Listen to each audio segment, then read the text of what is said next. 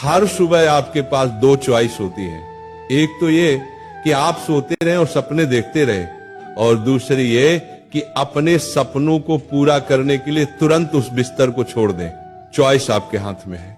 जो आप आज चुनेंगे उसी का रिजल्ट आपको भविष्य में मिलेगा।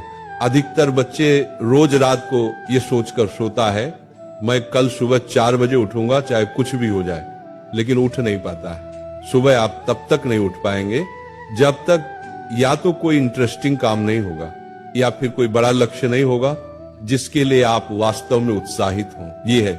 और फिर जब सुबह अलार्म बजता है तो आप स्नूज बटन दबाते रहते हैं, और जब उससे भी परेशान हो जाते हैं तो अलार्म को ही बंद कर देते हैं, और फिर उसी समय पर उठते हैं जिस समय पर आप रोज उठते आए हैं। जो इंसान अपने अलार्म से ही नहीं जीत पाता वो जिंदगी से क्या जीतेगा। अगर आप अभी तक रोज 7 बजे उठते आए हैं और अगर आप 4 बजे उठना शुरू कर दें तो आने वाले 10 सालों में आपको 1 साल का अतिरिक्त समय मिल सकता है। हर दिन आप अपने लिए 3 घंटे एक्स्ट्रा बचा सकते हैं। सोचिए आप इतने समय में कितना कुछ सीख सकते हैं, कितना कुछ बेहतर कर सकते हैं, कितना कुछ हासिल कर सकते हैं।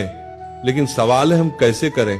मैं आपको स्ट्रांगली रिकमेंड करता हूं कि किसी भी काम को आप सुबह के 2 घंटे दीजिए, वो बराबर होगा दोपहर के 4 घंटे काम करने के। यानी अगर किसी काम को करने में आपको दिन में 4 से 5 घंटे लगते हैं तो आप उसे सुबह करके देखिए, सिर्फ 1 महीने में फर्क महसूस करेंगे। मुझे नहीं पता आपके क्या गोल्स हैं, क्या ड्रीम्स हैं, लेकिन हो सकता है आपके अंदर कोई टैलेंट हो, कोई स्किल्स हो। तो मेरी आपसे एक विनम्र रिक्वेस्ट है, उसे कभी मत छोड़िए। हर सुबह उस पर 2 घंटे काम करके देखिए। 1 महीने बाद आप अपने अंदर इतना इम्प्रूवमेंट देखेंगे कि खुद हैरान रह जाएंगे। तो चॉइस आपके हाथ में है। या तो रोज 2-3 घंटे जल्दी उठकर करोड़ों की भीड़ से अलग हटकर कुछ एक्स्ट्रा ऑर्डिनरी किया जाए, या फिर करोड़ों की भीड़ में रहकर उन्हीं की तरह सोते हुए सपनों को देखा जाए।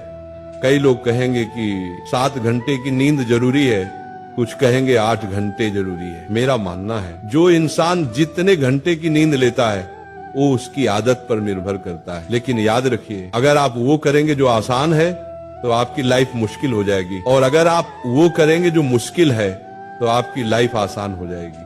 पहले इसे 1 दिन ट्राई करके देखिए, फिर 5 दिन, फिर 10 दिन और फिर 21 दिन, क्योंकि 21 दिनों के बाद ये आपकी आदत बन जाएगी।